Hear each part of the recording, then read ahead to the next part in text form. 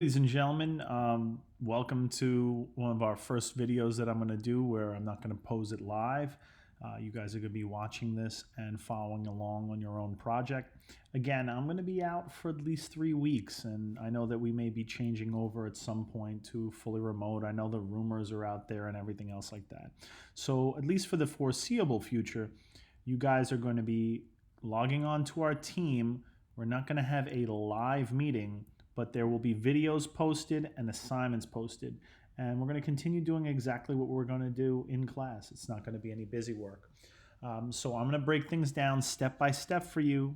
At times, I'm going to create smaller assignments that you need to submit to get credit. So something like this project is going to be broken up into, let's say, 10 pieces. Each one of those pieces will be worth 10 points, and in the end, we'll have 100.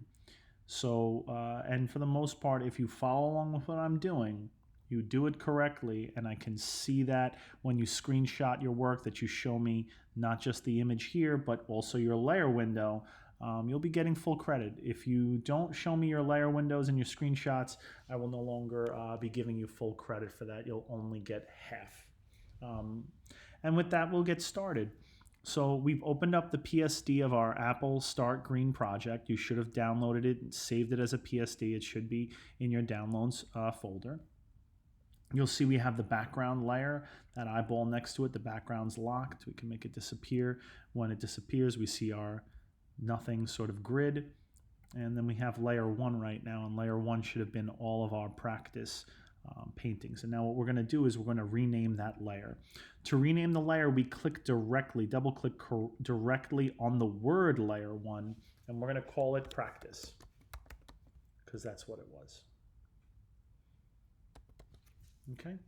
Now, if you try to rename the layer, instead of clicking on the word itself, you click on the gray area next to it, you're going to find that you get a layer style window pops up. We are not messing with this right now. There's a lot of different tools here that we can play around with it, but we're not going to use that right now, baby steps. So we're going to exit that out. So understand, if you try to rename a layer, if you don't click on the word itself, if you say click right here in the gray area, for whatever reason, you're going to get the layer style window. So if you're having trouble with that, understand that's the issue. All right, the next tool we're going to use is we're going to use the shape tool. All right, we're going to use the pen tool actually. It is in Photoshop called the shape tool, but we're going to create a shape with it. Now it's automatically going to create its own new layer, so we don't have to do anything over here right now. For the pen tool, what we're going to use it for is we're going to basically draw out the shape of this apple so we can start working on our painting of it. We're basically going to trace the shape. And it's not so much to learn how to draw a sort of roughed up circle, it's really just to use the tool. That pen tool can be found on the left hand side in your toolbar. It looks like an old school fountain nib, but they would put on an old school pen and dip it into a fountain of ink. The shortcut to get it is the letter P. I'm going to click on that. If you use the shortcut, realize if you press P multiple times, you're going to scroll through the two different types of pen, the pen tool and the free pen. We just want the pen tool. You will not do this correctly with the free pen. So I'm going to click on the pen tool, and right now I'm going to do a little practice over here. I'm going to click once on my project anywhere you want. As soon as I click once on the project, you're going to notice that a shape layer, shape 1, has appeared on my layer window. When I click again, I've made another little blue dot, and between two dots, the shortest path is a line, and that's a line segment. That's the start of my shape. I'm going to click a third time, and that's going to create a triangle. You can see that shape has popped up in that window. You can see that it is, for most of you, is going to be a red triangle with a black outline. I only have an outline right next to those two lines that I've created. You also see there's like a blue highlight around it. That blue highlight just simply tells you that you've selected it and that you're on that shapes layer. That fill, that color, and that stroke, that outline color is all up over here. Please don't change it right now. It doesn't matter. We'll change it later on. I'm going to go ahead and click a few more times, and you can see that I'm creating a random sort of shape, and then I'm going to click back at the very first dot I made, and that's going to complete it. And you can see a smaller thumbnail of that shape under shape 1. This is obviously not what we're trying to do. This is a practice. So you can practice a little bit with how that works. I'm going to go ahead to the shape layer that I've created. If you've accidentally created multiple shape layers, we're going to click on each one of them. We're going to go down to our waste paper basket and we're going to delete it. We're going to come back to our pen tool. We're going to try something slightly different. Again, I'm going to click once anywhere I want on my project. I should still only have 3 layers here. I've got the other ones I've deleted from playing around before. I've got background practice and now shape 1. This time I'm going to click once. I've created that blue dot. I'm going to click again, but this time I'm holding. I did not release the trackpad when I did this, and now I'm going to drag my mouse. When I drag my mouse, I'm creating what's called a curve. That curve is obviously a curved line, and it's controlled by what's called the handles. Those handles are that blue line that you see at the top of that point with the 2 white dots on each side. I can drag it out this way. I can put it up closer. I can spin it around. But when I let go, I'll have created a curve, a shape. And again, inside of that curve, it's been filled with red. Again, the color might be different for you. It's really not a big deal what the color is as long as you're using the tool the same way I'm using it. When you click again and click, hold, and drag, you can create another curve. Okay. That second curve, even if I just click, it's going to follow this handle because this handle is shared here. But the key to making curves is click, hold, and drag. All right. So I'm going to go ahead and play around. And again, I'm going to go to the beginning of this thing and click and drag. And now you've seen I've created a very different type of shape. That shape is a rounded form, all right, and much more organic looking than the sort of geometric one that I just made. Again, I'm going to go ahead. This was just playing around. I'm going to go to shape 1, and I'm going to delete that layer. So again, we're going to start with a fresh sort of shape.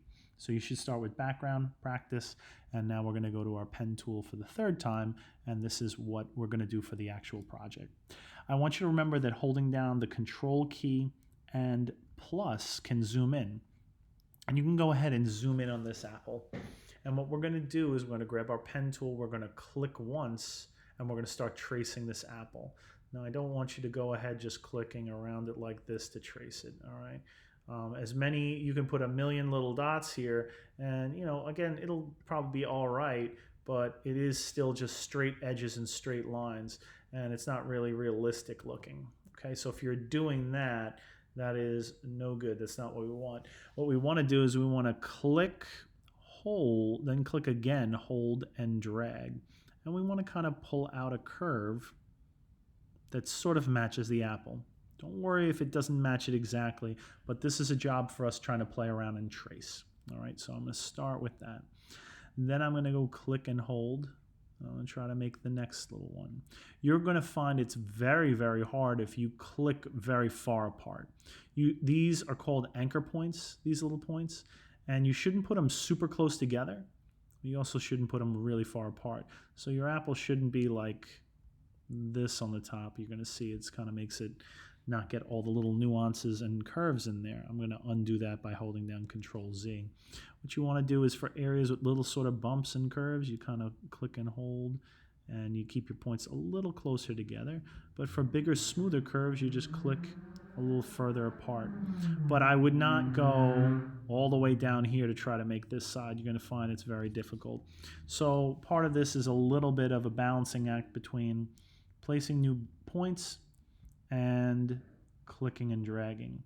So you can see in the bigger, smoother areas, I'm kind of taking a little more space between each of them. Where there's a sharper sort of curve, I'll kind of put them a little bit closer together. And don't worry if it's not exactly perfect. My goal for this really is more so that we have the basic shape down. Now, what you should see here is that shape, and it's a big sort of red apple unless you have a different color, which is not a problem. But you should also see that shape on its own layer over here. Now, if you did everything and for whatever reason something is like a little screwed up, I'm going to show you how you can fix that little bump or screw up. And that is with the direct selection tool. Right beneath the pen is a little arrow with a separate little, what looks like a diagram of a handle and a curve. So what we want to do is we want to not choose the path select. We are going to choose the direct select.